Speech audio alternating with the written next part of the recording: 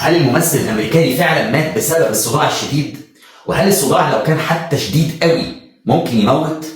وايه حكايه الصداع الخطير اللي الناس بتتكلم عليه؟ الحقيقه الممثل الامريكاني ما ماتش بسبب الصداع الشديد ولا حاجه، لان الصداع حتى لو كان شديد قوي ما بيسببش الموت ابدا. ليه؟ لانه الصداع ده مجرد عرض، ما هوش مرض. المرض اللي بيموت مش العرض، مش الشكوى هي اللي بتموت. وبعدين مفيش حاجه اسمها صداع خطير خالص، لكن في حاجه اسمها ان ممكن انواع من الصداع لو موجوده في مريض معناها انذار ان حالته خطيره. في انواع من الصداع لازم تعرفها كويس جدا، لو موجوده عند المريض معناها انذار ان حالته خطيره ولازم يروح المستشفى فورا. يعني الانواع اللي هقولها من الصداع دي ان شاء الله ما تعديش كده، الصداع ده ما يعديش كده، لا ده انت لو موجود النوع ده تنقله فورا للمستشفى لان حالته خطيره جدا جدا جدا. 5 انواع.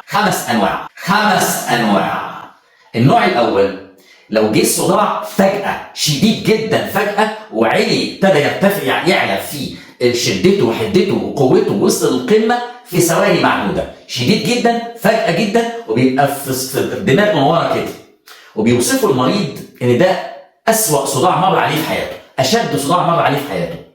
ده صداع خطير جدا جدا جدا.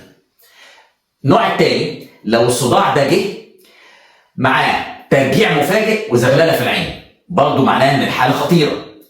النوع الثالث لو الصداع جه بعد خبطه في الراس، خد خبطه حادثه في راسه وجه صداع بعدها، ده معناه ان الحاله خطيره. النوع الرابع لو جه صداع ومعاه ابتدى درجه الوعي يتقل قد تصل لغيبوبه، ومعاها كمان ضعف في عضلات الجسم، يعني ممكن يبقى عنده ضعف في الدراع والرجل اليمين او شمال، دي الحاله الرابعه. النوع الخامس بقى من الصداع والاخير لو جه صداع ومصاحب لارتفاع شديد في درجه الحراره ومعاها تيبس في عضلات الرقبه، عضلات الرقبه متخشبه جدا متخشبه، برضه حاله خطيره.